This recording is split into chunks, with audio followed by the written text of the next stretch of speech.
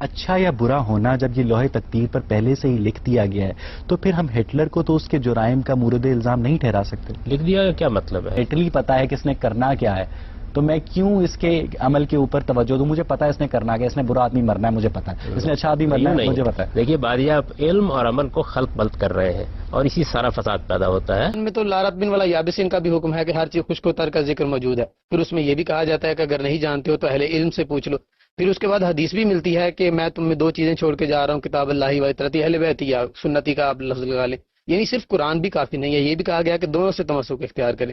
آپ کس طرح یہ کہہ سکتے ہیں کہ ہر چیز جو ہے ہم قرآن کے ساتھ جو ہے کمپیریزن کر کے، کیا کوئی انسان اتنا عقل کامل رکھتا ہے کہ قرآن سے ہر مسئلے کا اس طرح سے استدلال لے سکے کہ جس طرح سے انبیاء یا سنت رسول سے یا دوسری طرح لیا جا سکے؟ جتنی آیات آپ نے پڑھی ہیں ان کا کوئی تعلق اس بات سے نہیں جس پر آپ یہ بات کر رہے ہیں. لا رتبم ولا یابسن کی آیت جو ہے اس کا قرآن سے کوئی تعلق نہیں ہے. وہ تو یہ بتایا گیا ہے کہ اس کائنات کے اندر جو معاملات ہو رہے ہیں وہ تمام کے تمام اللہ نے ایک رجسٹر میں لکھ رکھے ہیں، اس میں قرآن زیر بحث نہیں. میری گزارش، آپ نے سوال کیا ہے تو آپ میری گزارش سن لیجیے. اور دوسری بات یہ ہے کہ میں نے کہا کیا ہے. میں نے یہ کہا ہے کہ قرآن کے علاوہ ہم کچھ دیکھیں گے نہیں. میں نے یہ کہا قرآن کی حکومت مانیں گے.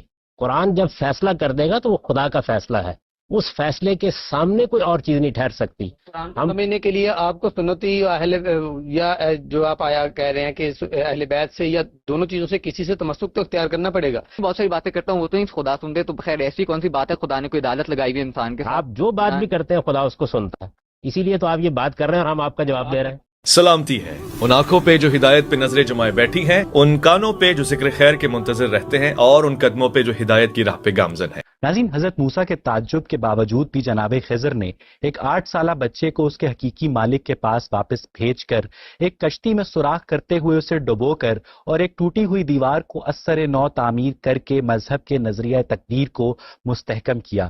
پھر ایک حدیث کے مطابق کہ جب بچہ ماں کے پیٹ میں 4 مہینے کا ہوتا ہے تو ایک فرشتہ آ کر اس میں روح پھونکتا ہے اور پھر خدا کے حکم سے اس کی پیدائش کا وقت، اس کی موت کا وقت، اس کا رزق اور اس کا اچھا یا برا ہونا ایک لوح تقدیر پر لکھ دیا جاتا ہے. آج ہم اپنے شرکاء اور محترم جاوید احمد غامدی کی باہمی گفتگو کے ذریعے اس سوال کا جواب ڈھونڈنے کی کوشش کریں گے کہ اگر انسان کا ہر عمل لوح تقدیر پر پہلے سے ہی محفوظ ہے تو پھر کس بنیاد پر روز قیامت اس کے اعمال کا حساب کتاب کر کے اسے جنت یا دوزخ کا رستہ دکھایا جائے گا؟ یہی بحث ہمارے آج کے اس پروگرام کا موضوع گفتگو ہے.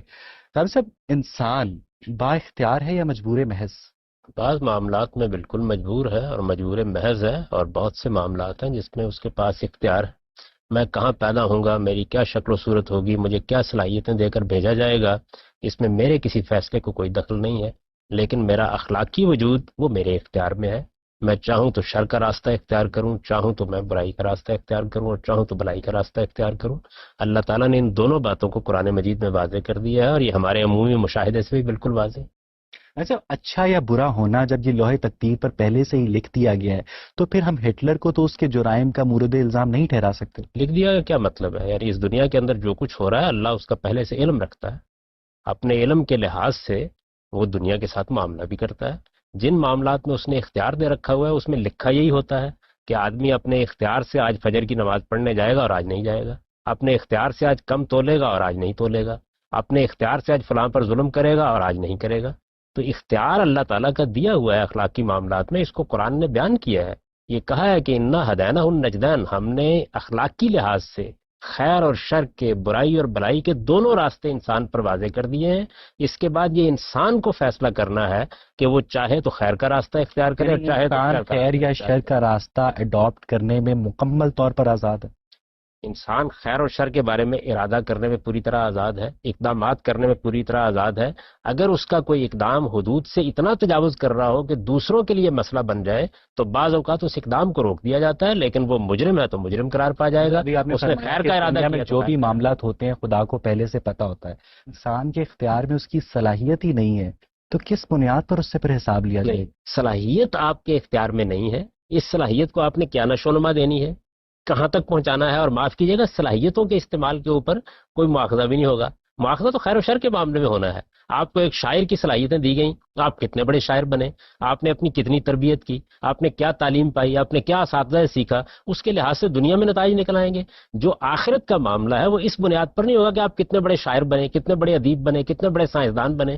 آخرت کے مواخذے کی بنیاد خیر و شر ہے. جو قرآن مجید میں جناب خضر نے ایک 8 سالہ بچے کو ہلاک کیا، آپ کے علم میں ہوگا، تو غالب صاحب اس کا مطلب ہے کہ وہ بچہ کہ قرآن مجید ہی کے مطابق بڑا ہو کر اپنے ماں باپ کو دکھ دینے والا تھا، تو اس کا مطلب ہے کہ وہ خدا کو پہلے سے پتا تھا کہ یہ اپنے والدین کو دکھ دے گا، اس لیے اس کو ایلیمنیٹ کروا دیا گیا. اس کا مطلب ہے غالب صاحب پھر تو ہم لوگ ایک ایسے امتحان میں آئے ہیں، ایک ایسے امتحان میں بیٹھے ہیں جس کا رزلٹ خدا کو پہلے سے معلوم ہے. تو دیکھیے بات یہ ہے کہ خدا کے علم کا آپ کے عمل پر کیا اثر پڑتا ہے. اصل سوال یہ ہے، اگر تو میرا علم آپ کے عمل خدا کو الٹیمیٹلی پتا ہے کہ اس نے کرنا کیا ہے، تو میں کیوں اس کے عمل کے اوپر توجہ دوں؟ مجھے پتا ہے اس نے کرنا کیا، اس نے برا آدمی مرنا ہے مجھے پتا ہے، اس نے اچھا آدمی مرنا ہے مجھے پتا ہے. دیکھیے بات آپ علم اور عمل کو خلط بلط کر رہے ہیں اور اسی سارا فساد پیدا ہوتا ہے.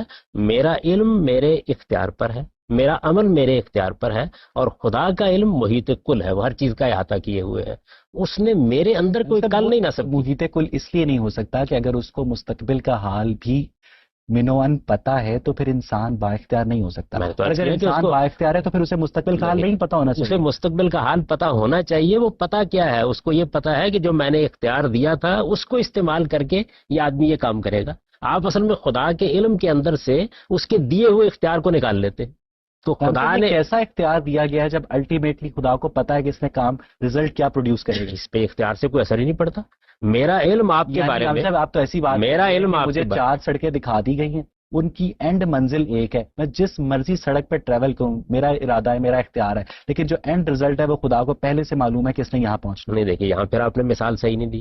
آپ کو 4 سڑکیں بتائی گئی ہیں، ان میں سے جس پر آپ چاہے جائیں سب کا نتیجہ الگ الگ نکلنا ہے.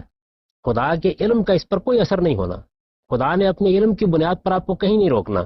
البتہ یہ ہو سکتا ہے کہ کسی موقع پر آپ کا عمل دوسروں کے لیے مسئلہ بن رہا ہو تو خدا اس میں مداخلت کرے، اور اس میں بھی اگر آپ کا ارادہ تھا تو آپ مجرم قرار پا جائیں گے. آپ یہاں سے نکلے، آپ نے حج کا ارادہ کیا، آپ نے احرام باندھا. 4 الگ الگ سڑکوں پہ نکلنے کے 4 الگ الگ نتیجے نکل سکتے ہیں. یہ خدا کو پتا تھا، یہ نہیں پتا تھا ایگزیکٹلی کہ وہ کس نتیجے تک پہنچے گا. خدا کو علم تھا. خدا نے آپ کے اختیار پر کوئی قدغن نہیں لگائی. دیکھیں 2 باتوں کو بالکل الگ الگ کریں. مجھے علم تھا کہ آج آپ یہ پروگرام کریں گے، میرے علم کا آپ کے عمل پر کیا اثر ہوا ہے حضرائے کرم بتا دیجیے. اور آپ کو علم تھا کہ میں آج یہاں آؤں گا، آپ کے اس علم کا میرے عمل پر کیا اثر ہوا ہے؟ میں نے یہ اپنے ارادے اور اختیار سے فیصلہ کیا، ارادے اور اختیار کی بنیاد پر یہاں آیا. کو خدا کے علم سے نہیں ملا سکتے. میرا علم آج قطعی تھا. پہلی بات، آج میرا علم خدا کا حکم ماضی میں بھی ہے، خدا کا جو علم ہے ماضی میں بھی ہے، حال میں بھی ہے، مستقبل میں بھی ہے. آپ کا علم صرف آج حال پر محیط تھا. دیکھیے آپ لفظ علم کو جب مطلقاً استعمال کرتے ہیں تو آگے وضاحت نہیں کرتے کس بات کا علم. اس بات کا علم کہ آج یہ اپنے اختیار سے یہ کام کریں گے. وہ علم یہی رکھتا تھا، اپنے اختیار سے یہ کام. کے خیال میں انسان پری ڈیسٹنڈ نہیں ہے؟ بالکل بھی نہیں. ان معاملات میں جن کا تعلق خیر و شر سے ہے، وہ معاملات، جن معاملات کو خدا نے اپنے، جن معاملات کا تعلق خیر و شر سے ہے ان میں انسان پری ڈیسٹنڈ نہیں ہے. کون سے معاملات ہیں؟ خیر و شر کے تمام معاملات. مجھے اچھائی کرنی ہے، مجھے برائی کرنی ہے، مجھے جھوٹ بولنا ہے، مجھے رزلٹ پہلے سے خدا کو نہیں پتا. رزلٹ معلوم ہونا ایک بالکل الگ چیز ہے. رزلٹ معلوم ہونے کا میرے عمل سے کیا تعلق ہے؟ میں گھر سے نکلا ہوں، میں نے جا کر کسی کے مال پر غصب کیا ہے، میں نے غبن کیا ہے، میں نے اپنے ارادے اور اختیار کو غلط. تقدیر میں یہ کچھ نہ لکھا ہوتا تو وہ نہ کسی کا مال. پھر آپ نے ایک لفظ استعمال کیا تقدیر میں لکھا. یہ تو آپ کی تعبیر ہے. قرآن مجید کی تعبیر تو یہ نہیں ہے. قرآن مجید تو یہ کہتا ہے ما تسقط من برکۃ. میں حضرت عبداللہ بن عباس سے روایت ہے. آپ ذرا مجھ سے قرآن سن لیجئے جی. قرآن مجید تو یہ کہتا ہے کہ ما تسقط من برکۃ الا یعلمها. کوئی پتا بھی نہیں گرتا مگر یہ کہ اللہ اسے جانتا ہوتا ہے. لیکن پتا عالم اسباب میں جو اسباب پیدا ان کے تحت گرتا ہے. خدا اس کو گرانے کے لیے نہیں آتا. ایک پتا بھی گرتا ہے، ہوائیں اس کو اٹھا کر جہاں سے مانے. یہ بھی تو آتا ہے نا اس کی 23ویں آیت میں کہ انسان پر کوئی بھی مصیبت تب تک نہیں نازل ہوتی جب تک خدا کی اجازت نہ ہو. نہیں دیکھیے بات ہے، اذن اور اجازت بالکل الگ چیز ہے. اذن اور اجازت کا مطلب یہ ہے کہ جب کوئی معاملہ ہونے لگتا ہے تو خدا مجموعی حکمت کے تحت یہ دیکھتا ہے کہ اس کو ہونے دینا یا نہیں ہونے دینا. آپ نے قتل کا ارادہ کیا، آپ گھر سے نکل کھڑے ہوئے، لیکن یہ قتل اس وقت مجموعی حکمت کے لحاظ سے نہیں ہونا چاہیے، تو آپ کو قتل کرنے نہیں دیا جائے گا. لیکن آپ مجرم قرار پا گئے ہیں اس لیے کہ آپ نے اپنے ارادے اور اختیار کے ساتھ قتل کا اقدام کیا. ماہرین عمرانیات کی رائے میں جو تقدیر کا تصور ہے وہ ایک شکاری دور کی یادگار ہے، جب قبیلے کے افراد کے مابین جو قبیلے کا سربراہ تھا وہ حسب استطاعت کو شکار کو تقسیم نہیں کرتا تھا بلکہ حسب ضرورت تقسیم کرتا تھا، اور تب سے رزق کا پہلے سے طے ہونا انسانوں کے مابین یہ تصور فروغ پا گیا۔ تو کیا جو مذہبی عقائد ہیں، جو تقدیر اور تدبیر کا تصور ہے، وہ انہی ابتدائی رسومات کی ترقی یافتہ شکل ہے؟ جو آپ بیان کرتے ہیں وہ یقیناً ہوگا، لیکن جو قرآن مجید بیان کرتا ہے اس کا تو اس سے کوئی تعلق نہیں ہے۔ اور یہ ماہرین عمرانیات جو قیاسات پیدا کرتے ہیں ان کو آپ وحی و الہام کا سمجھ لیتے ہیں۔ یہ تو صورتحال یہ ہوتی ہے کہ ایک ٹڈے کی ٹانگ ملتی ہے اور اس کے اوپر ہاتھی کا خول چڑھا دیا جاتا ہے، ایک مکھی ملتی ہے اور اس کو گھس گھس کے بھینس بنا دیا جاتا ہے۔ تو پہلے یہ دیکھنا چاہیے کہ کس بنیاد پر بات کی جا رہی ہے۔ قرآن مجید کا تصور تو ایک واضح اور شفاف تصور ہے، وہ پورے انسان کا تجزیہ کرتا ہے اور پورے انسان کا تجزیہ کر کے بتاتا ہے کہ وہ کیا معاملات ہیں جو اللہ نے اپنے ہاتھ میں رکھے ہوئے ہیں، وہ کیا معاملات ہیں جس میں انسان کو اختیار حاصل ہے۔ اور قرآن مجید کی بات کو اگر آپ اپلائی کریں، اس کا انطباق کریں، تو روزمرہ کا ہمارا مشاہدہ اسی کی تصدیق کرتا ہے۔ مجھے یہ بتائیے کہ میری شکل و صورت کیا ہے، اس پر بھی کبھی میرے خلاف کوئی کسی عدالت میں مقدمہ چلا ہے؟ لیکن اگر میں کسی کو قتل کر دوں تو دنیا کی ساری عدالتیں مجھے ماخوذ کرتی ہیں۔ جی آپ پوچھیں۔ حضرت علی کے حوالے سے حدیث مروی ہے جس میں وسلم فرماتے ہیں کہ دو قسم کے لوگ پیدا ہوتے ہیں، ایک وہ جو کہ انکلینیشن رکھتے ہیں اچھائی کی طرف، اور دوسرے وہ جو انکلینیشن رکھتے ہیں برائی کی طرف۔ یہ دونوں انکلینیشن خدا کی طرف سے دی جاتی ہیں انہیں، اور اس سے کیا فائدہ ہوتا ہے اس کی وہ فردر تفصیل میں بیان فرماتے ہیں کہ جی جو اچھائی کی طرف انکلینیشن رکھتے ہیں ان کو اچھائی کرنے میں آسانی ہوتی ہے، اور جو برائی کی طرف انکلینیشن رکھتے ہیں ان کو برا کرنے میں آسانی ہوتی ہے۔ اگر تو صلاحیتوں سے آپ کی پہلے مراد یہ تھی کہ اللہ میں صلاحیتیں بچوں کو دے دیتا ہے، تو کیا یہ ناانصافی نہیں ہے کہ ایک بندے کو برا کرنے کی آسانی فراہم کی جائے اور دوسرے بندے کو اچھا کرنے کی انصافی فراہم کی جائے؟ دیکھیے، جو بات قرآن مجید نے کہی ہے اس کا تعلق اخلاق کے خیر و شر سے نہیں ہے۔ اس میں تو یہ بتایا گیا ہے کہ آپ کے ساتھ جو معاملات ہوتے ہیں، مصیبت آتی ہے، تکلیف آتی ہے، بیماریاں آتی ہیں، یہ اللہ کے اذن کے بغیر نہیں آ جاتی۔ پہلے تو قرآن کیا ہے، ڈبہ پیر کے پاس کینسر کا علاج کرانے چلا جاؤں تو وہ اللہ کا اذن ہے، دیکھیے میری غلطی نہیں ہے۔ میری گزارش سنیے۔ اللہ کے اذن کا مطلب یہ ہے کہ جو کائنات کا قانون اس نے بنایا ہوا ہے اس کے مطابق یہ معاملات ہو رہے ہیں۔ اس کے اندر آپ کو بھی عقل دی ہے، آپ کو بھی بصیرت دی ہے، اور آپ کو پابند کیا ہے کہ آپ نے علاج بھی کرنا ہے، تدبیر بھی کرنی ہے۔ یہ بھی بتا دیا قرآن مجید نے کہ علاج کو مؤثر کیسے ہونا ہے، اور یہ بھی بتا دیا کہ آپ کی اس میں کیا ذمہ داریاں ہیں۔ پہلے یہ سمجھ لیجئے کہ اللہ تعالیٰ کے ہاں معاملات ہوتے کیسے ہیں۔ اللہ تعالیٰ کے ہاں یہ بات لکھی ہوتی ہے کہ آج آپ اٹھ کے دکان پہ جائیں گے تو آپ کو 10 روپے مل جائیں گے، نہیں جائیں گے تو نہیں ملیں گے۔ آپ اصل میں ایک ہی پہلو کو کیوں لے لیتے ہیں؟ تو قرآن مجید جو بات بیان کر رہا ہے وہ یہ ہے۔ اس کے بعد جہاں تک روایات کا تعلق ہے، وہ سب کی سب روایات قرآن کی روشنی میں دیکھی جائیں گی۔ قرآن مجید ہمارے پاس اللہ کی کتاب ہے، جب وہ کسی چیز کے بارے میں اپنا فیصلہ سنا دیتا ہے تو پھر تمام دوسری چیزوں کو اس کے تابع رکھ کے دیکھا۔ آدم کا واقعہ اس میں قرآن کی روشنی میں کیا دیکھا جائے؟ قرآن مجید نے یہ بات اصول کے طور پر واضح کر دی ہے کہ یہ معاملہ انہوں نے اپنے اختیار سے کیا، اللہ نے اس کے اوپر ان کو تنبیہ کی، اور تنبیہ کے بعد کلیئرفائی انہوں نے کیا ہے کہ مجھے قرآن ایسی مجید چیز پہ بلیم کیا جا رہا ہے جو 40 سال پہلے تو میں گزارش کر رہا ہوں کہ آپ اس روایت کو قرآن کی روشنی میں سمجھیے نا، قرآن کے خلاف کیسے ہوگا؟ قرآن مجید یہ بتا رہا ہے کہ انہوں نے یہ معاملہ اپنے ارادے اور اختیار سے کیا۔ قرآن مجید نے اس کے لیے 3 لفظ استعمال کیے، تینوں ارادے اور اختیار کو بیان کرتے ہیں۔ پھر یہ بتایا کہ اس کے بعد اللہ تعالیٰ نے انہیں توفیق دی کہ وہ توبہ کریں۔ اگر انہوں نے معاملہ اپنے ارادے اور اختیار سے نہیں کیا تھا، توبہ کا کیا سوال؟ پھر یہ بتایا کہ جب انہوں نے توبہ کی تو اللہ نے ان کو برگزیدہ کیا۔ ابھی آپ نے فرمایا کہ خدا کو پتا ہوتا ہے کہ ایک شخص اگر صبح اٹھ کے دکان کھولے گا تو اسے 10 روپے ملیں گے، اور اگر ایک شخص صبح اٹھ کر دکان نہیں کھولے گا وہی شخص تو اسے 10 روپے نہیں ملیں گے۔ یعنی اس کا مطلب یہ ہے کہ آپ تسلیم کر رہے ہیں کہ خدا کو بھی حتمی طور پر نہیں پتا کہ اسے 10 روپے ملیں گے یا نہیں ملیں گے۔ یہاں آپ دیکھیے، آپ نے لکھے ہونے اور پتہ ہونے کو بالکل الگ خود کا نہیں، میں نے اس میں یہ بتایا تھا کہ خدا نے لکھا کیا ہوتا ہے۔ دیکھیے، ایک لفظ کو تبدیل کر دینے سے بات کچھ سے کچھ ہو گئی۔ میں نے یہ عرض کیا تھا کہ کون سا یہ کہ خدا نے لکھا کیا ہوتا ہے۔ اللہ پروردگار عالم نے آپ کے مقدر میں کیا چیز لکھی ہے؟ رزق لکھا ہے نا، تو وہ رزق اس اصول پر لکھا ہوا ہوتا ہے کہ یہ فلاں آدمی فلاں کام کرے گا تو یہ مل جائے گا، فلاں کام کرے گا تو نہیں ملے گا۔ ایبسولوٹلی نہیں لکھا ہوتا کہ ہر صورت ملے گا۔ یہ 2 باتیں الگ الگ ہیں۔ ایک ہے خدا کا علم ہونا کہ یہ ملے گا یا نہیں ملے گا، ایک یہ ہے کہ یہ کس صورت میں ملے گا۔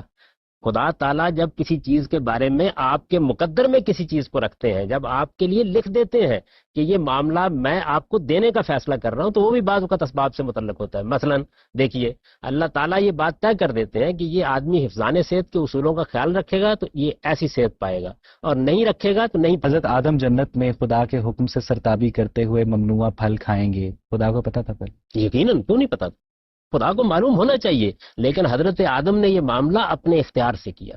اور یہ معاملہ اس لیے ہونے دیا گیا ایک ایسے چھوٹے سے دائرے میں چھوڑ دیا گیا انہیں کہ جہاں گھوم پھر کے یہ دائرے کے اس اینگل پہ گرے گا یا اس اینگل پہ گرے گا یہ مجھے پتا بات ہے. خیر و شر کا دائرے ہیں ہی دو، یا برائی ہے یا بلائی ہے، یا آپ قتل کریں گے یا نہیں کریں گے. بات نہیں ہو رہی، ایک دائرہ ہے، ایک سرکل ہے، اس میں انسان کو چھوڑ دیا گیا ہے، اس کا رینج آف بیہیویئرز ہے، وہ یہاں جا سکتا ہے یہاں جا سکتا ہے، لیکن اس دائرے سے باہر نہیں جا سکتا. یہ بات ہے، خیر و شر کے دائرے ہیں ہی دو.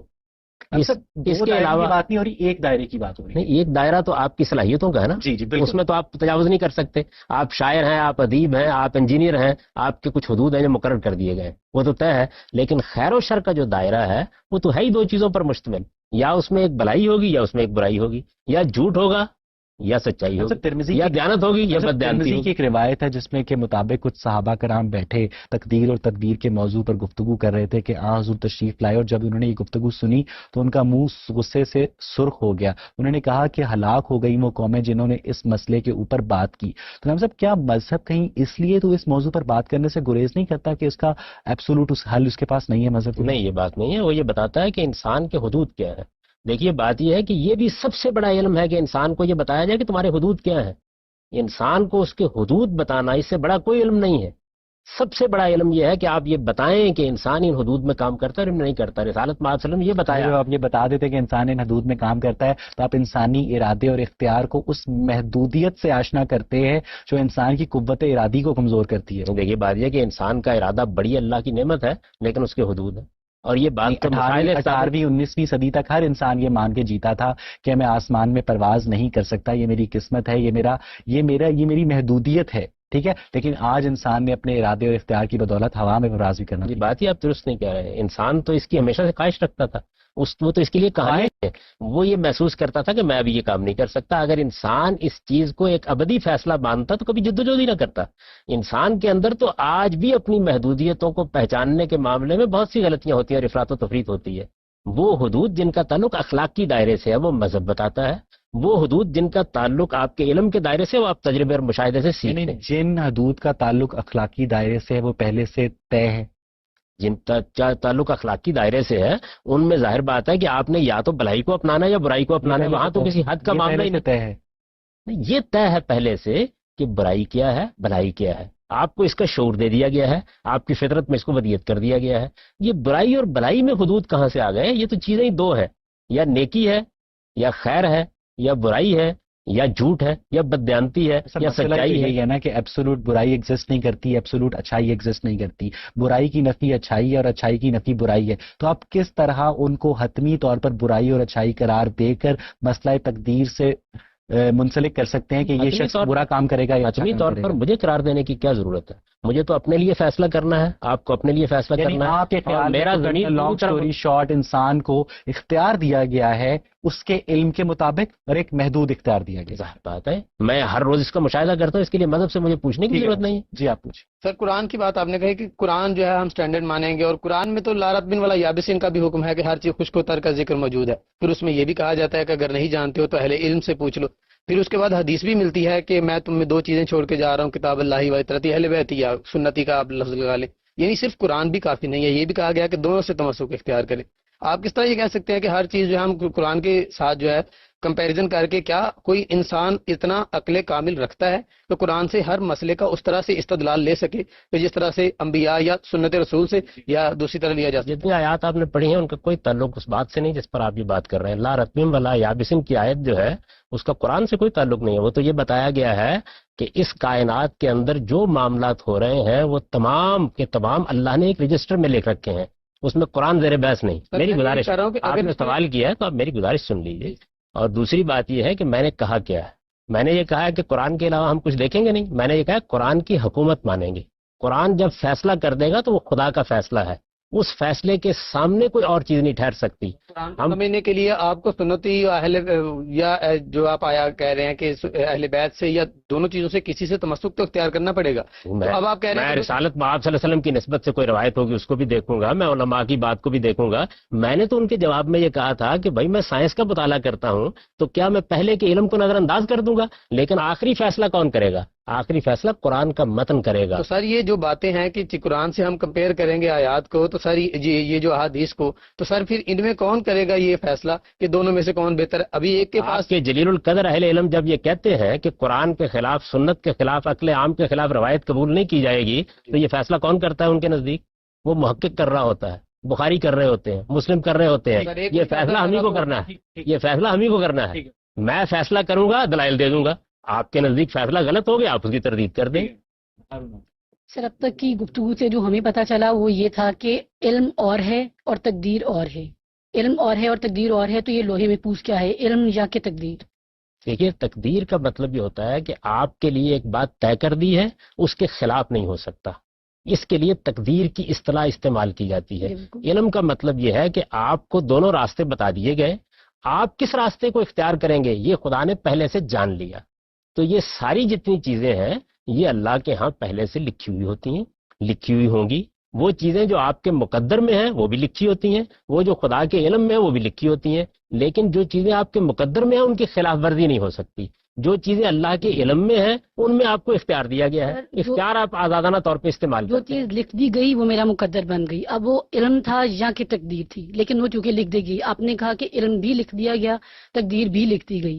تو جب لکھ دی گئی، اگر میرے کل کو وہ میرے کسی بھی عمل سے میری وہ تقدیر تبدیل ہو گئی تو کیا اللہ کا علم ناقص ہو گیا؟ دیکھیے، بات یہ ہے جس دائرے میں آپ کو اختیار حاصل ہے وہاں آپ اصل میں کریں گے ہی اپنے اختیار کی بنیاد پر فیصلہ. تو اختیار کے لفظ کو پہلے سمجھیں کیا ہے. اختیار کا مطلب ہی یہ ہے کہ خدا نے لکھا ہی یہی تھا کہ آپ یہ کام اپنے اختیار سے کریں گے. آپ اللہ کے علم کو پہلے پڑھیے تو صحیح، وہاں لفظ کیا لکھے ہوئے ہیں؟ وہاں الفاظ یہ لکھے ہوئے ہیں کہ آپ یہ کام اپنے ارادے، اپنے اختیار سے کریں گے. یہ پوری بات لکھی ہوئی ہے، اس میں زیادہ بات کیوں پڑھتے ہیں؟ ٹھیک سر جب لکھ دیا گیا کہ میں یہ کام اپنے اختیار سے کروں گی، یہاں آنا میرا اختیار تھا، لیکن نتائج پھر منصوص باللہ ہیں. میرے پاس کیا ہے؟ مجھے ٹامک ٹوہیاں مارنے کے لیے زمین پہ چھوڑ دیا گیا کہ پیدائش اس کے ہاتھ میں تھی، موت اس کے ہاتھ میں تھی. اگر میں خودکشی کروں گی تو حرام ہے، گناہ ہے. مجھے یہ دنیا اچھی نہیں لگی، میں کیا کروں سر؟ میرے پاس کیا اختیار ہے؟ میری گزارش سن لیجیے. آپ کو جس دائرے میں اختیار دیا گیا وہ خیر اور شر کا دائرہ ہے، اور خیر اور شر کے دائرے میں یہ صرف مذہب نہیں کہہ رہا، ساری دنیا اسی کو مانتی ہے کہ آپ وہاں پہ مسئول ہیں اور جواب دہ ہیں. آپ قتل کر دیں تو ہر عدالت آپ کو پکڑے گی، لیکن آپ کی صورت کیا ہے، آپ کی شکل کیا ہے، آپ کے والدین کون تھے، اس پر کوئی آپ کا مواخذہ نہیں کرتا. تو یہ ساری دنیا کا جو نظم آپ نے قائم کر رکھا ہو، پہلے اس کو باطل کر لیں، اس کے بعد خدا سے لڑ لیجیے. جس میں آپ کے پاس اختیار نہیں، اس میں آپ سے کوئی سوال نہیں ہوگا. امویوں نے نظریہ تقدیر کو اپنے اقتدار کو مستحکم کرنے کے لیے استعمال کیا. مشہور جو قدری تھا غیلان دمشقی، اس کو خلیفہ ہشام بن عبد الملک کے حکم پر قتل کر دیا گیا. عباسیوں نے انہی قدریوں کی مدد سے اقتدار حاصل کیا اور بعد میں خود بھی وہی کیا جو اموی خلفاء کرتے رہے، یعنی انہوں نے بھی قدریوں کو کچلنا شروع کر دیا. تو نامی صاحب، کیا جو نظریہ تقدیر ہے اس کی جو پولیٹیکل پوٹینشیل ولنریبلٹی ہے وہ یہ ہے کہ وہ نظریہ تقدیر انسان کو ظلم کے خلاف آواز اٹھانے سے روکتا ہے؟ کوئی نظریہ تقدیر ہے ہی نہیں، یہ انہی کا قائم کردہ تھا، وہی اس کی بھیٹ چڑھ گئے. قرآن مجید تو بڑے واضح طریقے سے انسانی شخصیت کا تجزیہ کر کے بتاتا ہے کون سا دائرہ محدودیت کا ہے، کون سے دائرے میں انسان کو اختیار حاصل ہے. جو انہوں نے بات کہی اس دائرے کے اندر تو اللہ تعالیٰ فیصلے ہمیشہ انسانوں کے اپنے اعمال کی بنیاد پر کرتا ہے. اللہ تعالیٰ بتاتے ہیں کہ یہ تمہارے اعمال کی جزا ہے جو میں دے رہا ہوں. واضح طور پر پہلے سے لکھ چکا تھا. نہیں، پہلے سے لکھ چکا کیوں کہتے ہیں؟ میرے علم میں پہلے سے. علم میں ہونا ایک اعمال یعنی پہلی دفعہ نہیں ہو رہے اعمال، ہم بار بار یہ بات کر رہے ہیں کہ ہم اپنے علم کے مطابق با اختیار ہیں، آپ یہ فرما رہے ہیں. لیکن خدا کو آپ خدا کے علم کے مطابق بھی با اختیار ہیں. خدا نے آپ کو اختیار دیا ہے. وہ کیا؟ یہ کہ آپ اس دائرے کے اندر جو چاہیں کر سکتے ہیں. یہ جو چاہیں کر سکتے ہیں؟ جی بالکل. یہ نہیں پتا کہ کیا بات. میری گزارش سنیے. خدا نے مجھے اختیار دیا کہ میں اس دائرے میں جو چاہیں کر سکتا ہوں. میں نے اپنی چاہت سے، اپنے ارادے سے، بغیر کسی بیرونی مداخلت کے وہ کام کیا. خدا جانتا تھا کہ وہ پہلے سے پتا تھا اسے. پہلے سے پتا ہونے سے کوئی فرق نہیں پڑتا. میں نے اپنی دوڑ لگائی، اس دوڑ کے لیے میں نے اقدامات خود کیے، تیاری خود کی، میں اس کے لیے نکلا. ایک آدمی جو پہلے سے مجھے جانتا ہے اس نے اندازہ لگا کے بتا دیا کہ نتیجہ یہ نکلے. میں اچھا کام کروں یا برا، یہ میرے اختیار. جی یقیناً یہ آپ کے اختیار میں. آپ چاہیں تو جھوٹ بولیں، چاہیں تو آپ سچ بولیں، چاہیں تو آپ دیانت کا راستہ اختیار کریں، چاہیں آپ بددیانتی کا راستہ. میرے آپ سے دو سوال ہیں. ایک تو آپ نے کہا کہ خدا نے انسان کے اندر کوئی ایسی چیز نہیں ڈالی، کوئی ایسا عنصر جو اس کو برائی یا اچھائی پہ مجبور کرے. مگر اب نیورولوجی اور سائیکالوجی سے ہمیں پتہ چلتا ہے کہ انسان کے اندر سب سے پہلی بات جو ہے اس کی بیسک جو ٹریننگ ہوئی ہوتی ہے، بیسک اخلاقی سوشلائزیشن ہوئی ہوتی ہے، اس کے ماں باپ، اس کی گرد و نواح، وہ بہت امپورٹنٹ ہوتی ہے. دوسرا، آپ ان لوگوں کے بارے میں کیا کہیں گے جن کا دماغی توازن صحیح نہیں ہوتا، یا جو قتل، ریپ، ایڈکشن، اس طرح کی چیزوں کی طرف کیمیکلی زیادہ انکلائنڈ ہوتے ہیں، ان کے اوپر کنٹرول نہیں ہوتا جتنا اور لوگوں کا ہوتا ہے. ایک انسان کا وائلنس پہ اتنا کنٹرول نہیں ہوتا ایک اور انسان پہ، ایک انسان کو زیادہ جلدی غصہ آ جاتا ہے. دو باتیں سمجھ لیجیے. ایک یہ کہ یہ بالکل ٹھیک ہے کہ انسان کے اندر جذبات بھی ہیں، خواہشات بھی ہیں، رغبات بھی ہیں، اس کے میلانات میں ہی فرق ہوتا ہے، لیکن انسان کو ایک بہت بڑی چیز دی گئی ہے، وہ اس کا ارادہ ہے. اصل میں وہ ارادہ ہے جس کو آپ استعمال کرتے ہیں تو بڑی سے بڑی اپنی کمزوری کے اوپر آپ غلبہ پا لیتے ہیں. اور اگر فرض کر لیجئے کہ کسی معاملے میں یہ بالکل ثابت ہو جائے، آج دنیا کی عدالت میں کہ آپ مجبور محض تھے، آپ نفسیاتی مریض تھے، آپ اس معاملے میں کچھ نہیں کر سکتے تھے، تو جس طریقے سے آپ کو یہ عدالت معاف کرے گی ایسے خدا بھی معاف کرے گا. یہ بات بھی اصول کے طور پر طے کر دی گئی ہے. مقصد کیا ہوا انسان کو دماغی بیماری کی اذیت میں ڈالنے کا؟ خدا کیا اذیت پسند ہے؟ نہیں، خدا اذیت پسند نہیں، اس نے یہ دنیا امتحان کے لیے بنائی ہے. جب ایک دنیا امتحان کے لیے بنائی جائے گی تو اس کے اندر بیماریاں بھی ہوں گی، تکلیفیں بھی ہوں گی، اس کے اندر ظلم بھی ہوگا، اس کے اندر عدوان بھی ہوگا، اس کے اندر ارادہ و اختیار کے استعمال کی آزادی بھی ہوگی. اگر یہ بات صحیح ہے کہ خدا کو علم ہے کہ میں نے اپنے اختیار سے کیا کرنا ہے، کس طرح اپنی ول کو مینیفیسٹ کرنا ہے، کیا ایکشن لینا ہے، وہ بھی مان لیتے ہیں. مگر خدا یہ سب کچھ جانتا ہے تو اس کا مطلب ہے پھر خدا 70 ماؤں سے زیادہ ہم سے پیار نہیں کر سکتا، کیونکہ یا تو پھر خدا کی ڈکشنری میں ماؤں کا کوئی اور، مجھے پتا ہے کہ کوئی بھی ماں اپنے بچے کو ایسے امتحان میں نہیں ڈال دے گی جس میں اس کو پتا اس کا ریزلٹ کیا ہونا ہے اور اس میں اذیت کیا بچے نے پانی ہے، کیونکہ ہمیں اتنا پتا ہے کہ دنیا میں لوگوں کو اذیت پیش آتی ہے. آپ پوری دنیا کو دیکھ رہے ہیں اس زندگی اور موت کے حوالے سے، اور خدا دیکھ رہا ہے اس کو آخرت کو ساتھ ملا کر. وہ ابدی زندگی اس کے پیش نظر ہے. یہ بالکل ایسے ہی ہے. آپ نے 70 ماؤں کی بات کی، آپ کی ماں صرف یہ جانتی ہوتی ہے کہ اگر آج یہ بچہ اسکول نہیں جائے گا تو کل کو ریڑھی لگائے گا، اور وہ آپ کو سخت سردی میں اٹھاتی ہے، آپ کے کان گرم کرتی ہے، اور اس ماں کو کوئی بھی یہ نہیں کہتا کہ یہ شفقت نہیں کر رہی، اس لیے کہ ماں کی نظر موقع کے اوپر آپ کے مستقبل پہ بھی ہوتی ہے، اور آپ کی نظر صرف اس وقت کی سردی پر ہوتی ہے. مگر اگر میرے ماں کے یہ اختیار میں ہو کہ وہ مجھے ایسی زندگی دے سکے جس کے اندر مجھے اذیت نہ ہو اور مجھے جو میں حاصل کرنا چاہوں وہ بھی مل جائے، یہ کرے گی. یہ آپ میری اور اپنی توہین کر رہے ہیں. میں یہ زندگی نہیں چاہتا. انسان کی حیثیت سے مجھے بہت بڑا شرف ملا ہے کہ میں نے جو پانا ہے قیامت میں وہ اپنی ایفرٹ سے پانا ہے. میں وہ زندگی کیوں لوں جو فرشتوں کو دے دی گئی ہے؟ یہی تو میرا سب سے بڑا شرف ہے. میں تو فرشتوں کی بات ہی نہیں کر رہا، میں کہہ رہا ہوں میں نے اپنی جو ایکشن سے کرنا ہے. یہی کہہ رہے ہیں کہ خدا کو جب علم تھا تو وہ اپنے علم پر فیصلہ کرتا. نہیں، اگر خدا جانتا تو میں نے کیا کرتا تھا، جنت جہنم میں ڈال دیتا لوگوں نے جو کرنا تھا. اس موقع پر آپ کھڑے ہو کے یہ کہتے ہیں کہ مجھے تو موقع نہیں ملا کام کرنے کا، آپ نے کیوں اپنے علم کی بنیاد پر فیصلہ کیا؟ پھر کیا ہوتا؟ خدا نے جیسے بڑے موقع ویسے بڑے حقوق دیے ہوئے انسانوں کو. کیا مطلب میرے سے پوچھے نہ تو مجھے دنیا میں ڈالا تھا، نہ میں پوچھے باہر آپ کیجیے گا. جب آپ کو موقع ہی نہیں دیا گیا ایک چیز کا تو آپ کے بارے میں ایک منفی فیصلہ کیسے ہو سکتا ہے؟ یہ تو بالکل ٹھیک ہے کہ خدا آپ کو اگر جنت میں بھیج دے گا تو آپ نہیں پوچھیں گے. اگر وہ جہنم میں بھیج دیتا تو آپ کہتے ہیں کہ مجھے تو موقع نہیں دیا گیا. میں تو ابھی بہت ساری باتیں کرتا ہوں، وہ تو نہیں خدا سنتے. تو خیر ایسی کون سی بات ہے خدا نے کوئی عدالت لگائی ہوئی انسان کے ساتھ؟ آپ جو بات بھی کرتے ہیں خدا اس کو سنتا ہے. اسی لیے تو آپ یہ بات کر رہے ہیں اور ہم آپ کا جواب دے رہے ہیں. اسی لیے تو جواب دے رہے ہیں. ایسا مسلمان کے گھر پیدا ہونا میری قسمت. مسلمان کے گھر پیدا ہونا تو خدا کا فیصلہ تھا، لیکن آپ کو شعور کی عمر کو پہنچنے کے بعد مسلمان رہنا ہے یا کچھ اور بننا ہے یہ آپ کا فیصلہ ہے. اسلامی گھرانے میں پیدا ہوگا بہرحال اس کے اوپر زیادہ یہ چانس ہوگا کہ وہ اسلامی تعلیمات پر عمل کرے اور وہ جنت سے زیادہ قریب ہوگا. ایک جو بندہ ہندو گھرانے میں پیدا ہوگا وہ جنت سے زیادہ دور ہوگا، کیونکہ پہلے اسے کنورٹ ہونا ہے اسلام میں، پھر نیک کام کرنے اور پھر جنت کو اٹین کرنا. میرا تو خیال یہ ہے کہ زیادہ اس کے جہنم میں جانے کے امکانات ہیں. یہ اسلام کے گھرانے میں پیدا ہوا ہے، اس کو شعور نہیں ہے اس بات کا کہ اس نے کیا سیکھا اور کیا نہیں سیکھا. جو والدین سے پا لیا ہے اس کے اوپر اندھا دھند بعض اوقات عمل کرتا ہے، اور بسا اوقات ایسا ہوتا ہے کہ اس غلط فہمی میں مبتلا ہو جاتا ہے کہ میں تو مسلمان ہوں اس لیے میں جدھر چاہوں چلا جاؤں. وہی کہ بہرحال اس کا چانس بندے کا زیادہ ہے کہ وہ درست مذہبی تعلیمات پر عمل کرے گا آپ کے فہم کے مطابق جو اسلامی گھرانے میں پیدا ہو. ضروری نہیں. میں تو دیکھتا ہوں اس وقت مسلمانوں کے گھرانوں میں لوگ پیدا ہوتے ہیں 99.99% لوگ بائی برتھ ریلیجس ہوتے ہیں، وہ کنورٹ نہیں ہوتے. میں آپ سے گزارش کر رہا ہوں، آپ ریلیجس کسے کہتے ہیں؟ یعنی ایک خاص مذہب کے پیروکار ہوتے ہیں. مذہب کیا چیز ہے؟ اصل چیز تو اخلاقی اصول ہے نا، جن کو مذہب دنیا میں قائم کرنے کے لیے آیا ہے. مسلمانوں کے گھرانے میں لوگ پیدا ہو رہے ہیں، جھوٹ بول رہے ہیں، بددیانتی کر رہے ہیں، غبن کر رہے ہیں، لوگوں کا مال کھا رہے ہیں، ملاوٹ کر رہے ہیں، دوا تک خالص دینے کے لیے تیار نہیں ہے. آپ مذہب کہتے کس کو؟ اور حتمی طور پر انہوں نے جنت میں جانا ہے. مجھے نہیں معلوم.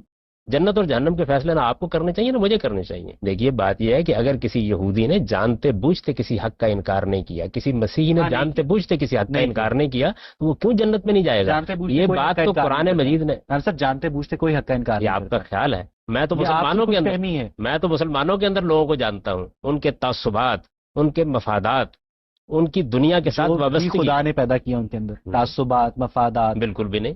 خدا نے تو ان تعصبات کے مقابلے میں ان کو بہت بڑا ارادہ دیا تھا, اس کو استعمال کریں تو اس کے بعد وہ حمالہ کو سر کر سکتے ہیں. خدا نے ان کے ساتھ کوئی ظلم نہیں کیا. اور حضرت خضر کے جس واقعے کی آپ نے ابتدا میں مثال دی تھی, اس میں خدا کی مداخلت ہے. یعنی یہ بات کہ کون سا معاملہ اجتماعی حکمت کے خلاف ہو جائے گا, اس میں خدا مداخلت یعنی اس کرتا ہے. 8 سالہ بچے کو اس لیے مار دیا گیا کہ وہ بڑے ہو کر اپنے والدین کو دکھ دے گا. ہٹلر کو نہیں مارا گیا, روز بچے, ہلاکو خان کو نہیں مارا گیا, چنگیز خان کو نہیں مارا گیا. میری گزارش سن لیجئے. ہٹلر اور ہلاکو خان کو کیوں زندہ رکھا گیا؟ دنیا کے ایک امتحان کے لیے بنائی گئی ہے. اگر اللہ تعالیٰ نے بار بار ہم اس بات پہ ایمفیسائز کر رہے ہیں اور آپ علم الکلام کا سہارا نکل کر لے کر اس سے دائیں بائیں ہو جاتے ہیں کہ دنیا ایک امتحان ہے, مانا تسلیم, لیکن یہ ایک ایسا امتحان ہے جس میں ہم اپنی مرضی سے آئے ہی نہیں. ہم نے فارم نہیں جمع کرایا کہ ہم اس دنیا میں آ کر بیٹھ جائیں گے, اور یہ ایک ایسا امتحان ہے جس کا رزلٹ ایگزامینر کو پہلے سے معلوم ہے. دیکھیں میری گزارش سن لیں. اور یہ ایک ایسا امتحان ہے جس میں ہر جو ایگزامینی ہے, جس کا امتحان لیا جا رہا ہے, اس کی صلاحیت بھی ایک جیسی نہیں ہے. ہر آدمی کا امتحان اس کی صلاحیت کے لحاظ سے دیا جا رہا ہے. میں جب شعور کو پہنچتا ہوں تو میں اس دنیا کو ایکسیپٹ کرتا ہوں, اس سے محبت کرتا ہوں, اسے جانے کے لیے تیار نہیں ہوتا. یہ اللہ تعالیٰ کے فیصلے کی تصویب ہے جو میری طرف سے ہو جاتی ہے. یہ تو پاؤں لٹکائے ہوتے ہیں قبر میں, اس وقت بھی کوئی یہاں سے جانا نہیں چاہتا. اس دنیا کے اندر اگر انسانیت واقعی خدا کے فیصلے کو ماننے کے لیے تیار نہ ہوتی تو ساری خودکشی کر لیتی. خدا کبھی قادر ہے, omnipotent, omnipresent, all knowing, all powerful, تو کیا اس کا علم ہونا, اس کو علم ہونا, اس کے لیے جاننا, وہ چیز حرف آخر نہیں ہوتی کیا؟ اس کا علم ہی یہی ہے کہ آپ یہ کام اپنے اختیار سے کر رہے ہیں. جب اس نے, اس کا علم حرف آخر ہے, لیکن وہ علم ہے کیا؟ وہ یہ ہے کہ آپ یہ کام اپنے اختیار سے کر رہے ہیں. اگر کسی آل نوئنگ پاورفل فورس کے اگر اس کا علم یہ ہے, آل نوئنگ ہے, لیکن کیا جانتا ہے؟ یہ جانتا ہے کہ آپ اختیار سے یہ کام کر رہے ہیں. دیکھیے بات یہ ہے کہ میں جانتا کیا ہوں, میں یہ جانتا ہوں کہ آپ اپنے اختیار سے, اپنے ارادے سے اس کو صحیح یا غلط استعمال کر کے یہ کام کریں گے. تو میرا علم ہے ہی یہی.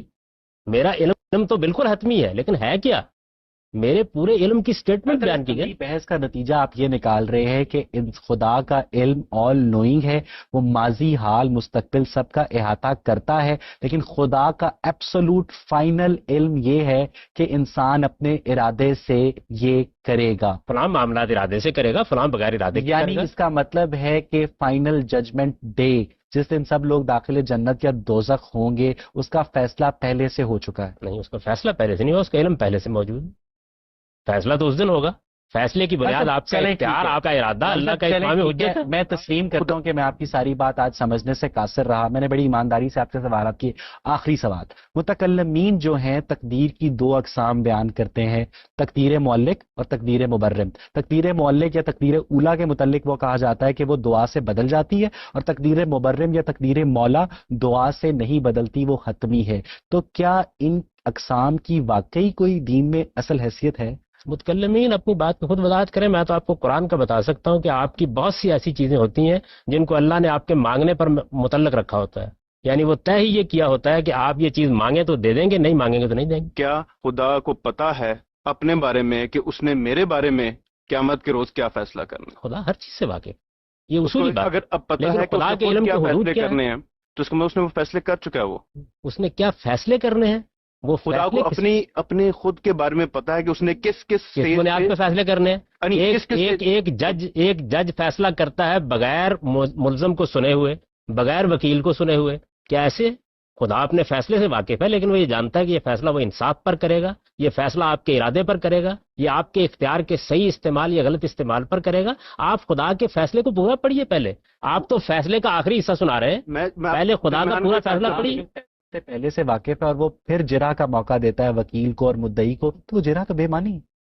بے معنی ہے کیونکہ فیصلہ تو پہلے سے موجود. کس چیز کا فیصلہ؟ وہ اسی چیز مقدمے کا کیا فیصلہ نہیں, اس کے پاس یہ علم پورا موجود ہے کہ یہ آدمی یہ کام کرے گا, یہ جرا کی جائے گی, اس کا جواب یہ دے گا, یہ پورا علم اس کے پاس ہے.